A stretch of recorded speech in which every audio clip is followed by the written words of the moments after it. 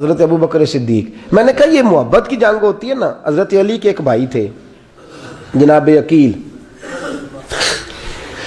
جناب عقیل وہ جب انہوں نے کلمہ پڑھا تو نبی پاک کے بڑا قریب رہنے لگے, اور میرے نبی کریم صلی اللہ علیہ وسلم بھی ان سے بڑا پیار کرتے. حضور فرماتے تیرا کلمہ پڑھنے کی مجھے ڈبل خوشی ہوئی ہے. یا رسول اللہ کس طرح؟ فرمایا ایک میرا تو صحابی بنا ہے, دوسرا تو میرا بھائی تھا مسلمان ہو گیا ہے. حضور بڑا پیار کرتے. اب یہ محبت جو ہوتی ہے نا اس میں دوڑ بھی لگتی ہے اور یہ بری نہیں ہوتی, یہ دوڑ بڑی اچھی ہوتی ہے. حضرت عقیل اب قریب رہنے لگے. میں نے عرض کیا کہ نبی پاک اپنے ذاتی کام حضرت صدیق اکبر کو بتاتے تھے. گھوڑے کی تیاری کر, فلاں کام کرنا ہے, سیدہ فاطمہ کی شادی کرنی, ہر معاملے میں سیدنا صدیق اکبر پیش تھے. اب جب عقیل بن ابی طالب آئے تو حضور کا پیار تھا ان سے بھی, اب محبت کی جنگ چھڑ گئی. اب جناب عقیل کہتے ہیں میں کہنے لگا یار یہ کہیں پیچھے ہوتا ہی نہیں, ہر معاملے میں اسے پیچھے بٹھاؤ بھی تو آگے آ جاتا ہے, اس نے کیا کمال کر دیا ہے.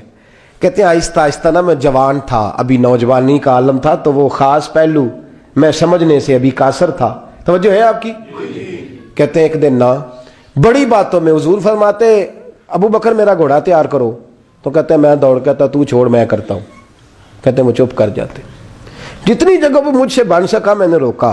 حضرت صدیق اکبر بولے, کہتے ہیں ایک دن نا مسجد کی پہلی صف میں بیٹھا تھا. میں نے پچھلے جمعے بھی کہا تھا اگے ہو بوے جڑا پہلوں آئے, یہ حکم ہے نا حدیث میں, پہلے آئے اور آگے بیٹھ جائے, گدنے پھلانگنے سے منع کیا. کہتے ہیں ابو بکر صدیق, توجہ ہے آپ کی, ان کی عادت تھی کہ جمعے والے دن مسجد کی صفائی کرتے اور صفائی کر کے سب سے آگے بیٹھ جاتے. بات ذرا میں نے قریب ہو کے سن دی, پاس بیٹھ جاتے. عقیل بن ابی طالب کہتے ہیں میں بھی آیا سیدنا صدیق اکبر, اور مجھے کئی دنوں سے جلال تھا کہ یہ پیچھے ہوتا ہی نہیں. کہتے ہیں میں آیا تو حضرت ابو بکر آگے بیٹھے تھے, تو میں نہ جان بوجھ کے, بچہ تھا اور محبت تھی سرکار سے, ابو بکر سے بغض نہیں کوئی, خدا رہا اس بات کو ضرور ذہن میں رکھیں. فرماتے میں نے کہا ابو بکر اٹھ. مزے کی بات یہ ہے کہ جس مسجد میں صدیق اکبر بیٹھے ہیں اس کی جگہ بھی انہوں نے خرید کے دی ہے. مسجد نبوی کی زمین کی سب سے پہلی رقم حضرت ابو بکر صدیق نے ادا فرمائی. اٹھ. کہتے اٹھے, پیچھے چل. توجہ ہے آپ کی؟ آنکھ کے تو ویکھے کو کسی نے, پاویں ماڑا ہوئے تو پاویں تو چھوٹا بندہ آکھے تو پھر تو دی خیر ہی نہیں, عمر میں چھوٹا ہو یا مال میں. اٹھ چل پیچھے. اللہ اکبر. حضرت علی دیکھ رہے تھے. کہتے ہیں سیدنا صدیق اکبر اٹھے, پچھلی صف میں, پھر اس سے پچھلی صف میں, پھر اس سے پچھلی صف میں, 7ویں صف میں پہنچ گئے اور وہاں ہاتھ باندھ دیے.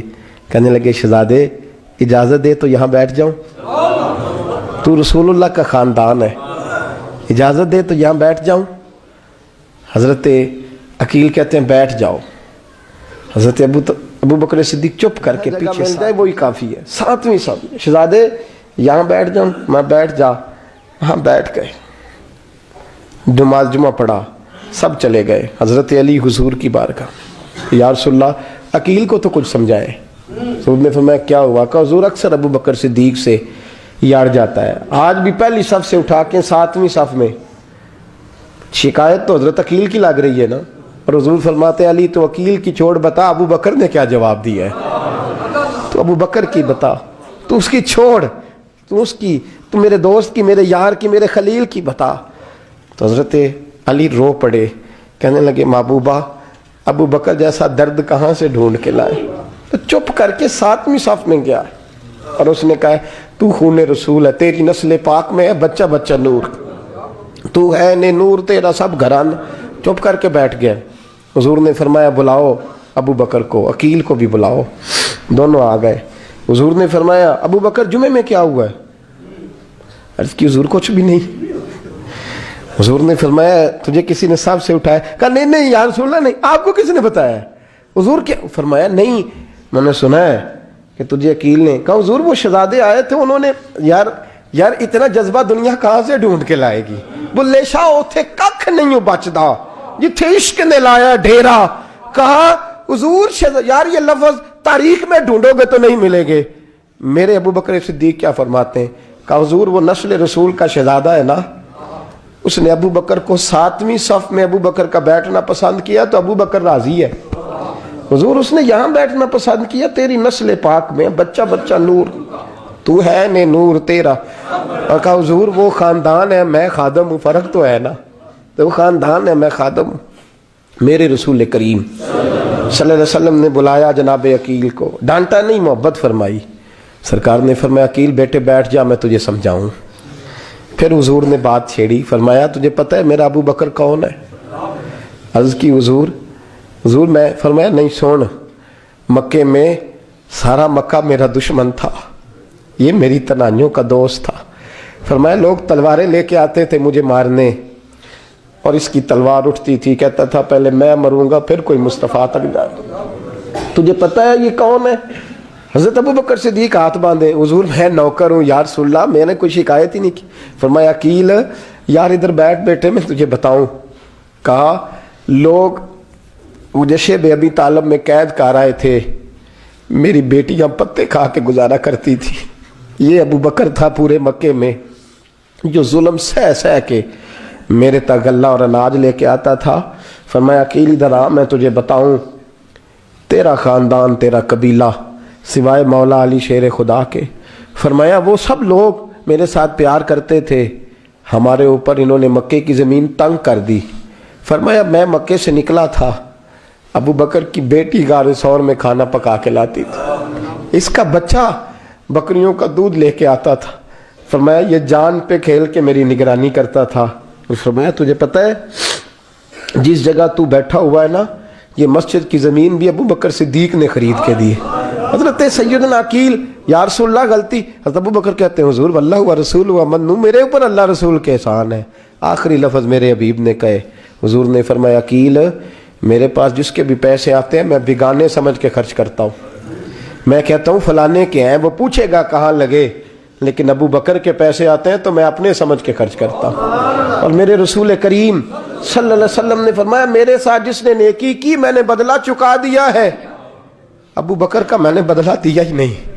قیامت کے دن جب سب جنت میں جانے لگیں گے تو میں اس کا بازو تھام کے اللہ کی بارگاہ میں لے جاؤں اور میں کہوں گا یا اللہ میرے مولا، کلمہ پڑھنے سے لے کر غار تک، غار سے بدر تک، بدر سے احد، حنین، خندق، تبوک اور مزار تک، یا اللہ اس کی بڑی نیکیاں ہیں، اسے تو ہی بدلا عطا فرما۔ میرے دوستو یہ رنگ حضرت سیدنا صدیق اکبر، بس وہ اقبال نے کہا کہ صدیق کے لیے ہے خدا کا رسول اور اس سے آگے پیچھے کچھ نہیں۔ یہ جو ماننے کا انداز ہے نا، یہ دیکھیے نا، حضرت ابو بکر صدیق، بڑی دفعہ آپ نے بات سنی ہے لیکن اس بات کی لذت بڑی شاندار ہے۔ حضرت عمر نے طبیب بلایا ہے ابو بکر کو دکھانے کے لیے ملک شام، پہلے مانتے نہیں تھے، مولا علی کی سفارش ڈالی، پھر دونوں لے کے آئے، سیدنا علی المرتضیٰ بیٹھے ہیں، حضرت عمر بیٹھے ہیں، کہتے ہیں طبیب کو چیک کرو، ملک شام کا بڑا ڈاکٹر ہے۔ چیک کر لیا تو ڈاکٹر کہنے لگا کوئی مرض نہیں، کوئی تکلیف نہیں، کمزوری بڑی ہے، کمزوری بڑی ہے، ان سے پوچھے انہیں کیا مرض ہے۔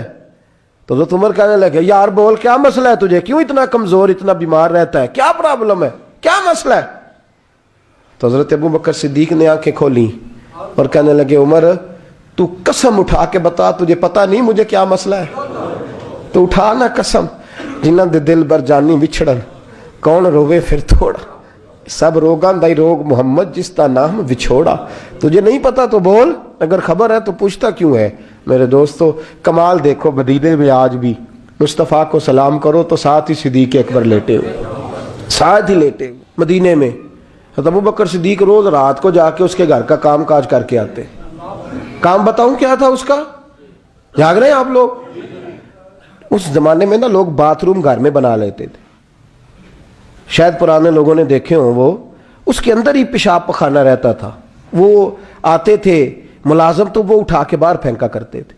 وہ بی بی گھر کے اندر پیشاب کرتی، نابینا ہے، وارث کوئی نہیں، ابو بکر صدیق آتے، امیر آدمی، اور اس کا وہ پخانہ پیشاب اٹھا کے باہر پھینک کے آتے، پھر اس کے گھڑے میں پانی بھر کے لاتے، پھر اس کے گھر میں جھاڑو دیتے، پھر اس بوڑھی عورت کو کھانا کھلاتے، پھر اس کو خرچہ دیتے، پھر اس کو کہتے کہ فلاں آدمی کی تیرے پڑوسی کی میں نے ڈیوٹی لگا دی ہے، ضرورت ہو تو اس کو کہہ دینا۔ بڑے زمانہ خدمت کی۔ ایک دن حضرت عمر فاروق اس بی بی کے دروازے پہ چلے گئے، دستک دی، اس نے کہا کون ہے دروازے؟ کہا میں عمر فاروق ہوں، عمر بن خطاب ہوں، پتہ چلا ہے آپ لوارث ہیں، میرا دل کرتا ہے میں آپ کے گھر کا کام کاج کر دیا کروں۔ تو بی بی کہنے لگی نہیں، ایک بندہ آتا ہے کئی سالوں سے وہ کر رہا ہے مجھے وہی ٹھیک ہے، ایک آتا ہے بڑے سالوں سے کام کرتا ہے وہی ٹھیک ہے۔ تو حضرت عمر کہنے لگے میں نے بھی کام ہی کرنا ہے، کچھ اس سے کرا لیں، کچھ مجھے موقع دے دے نیکی کا۔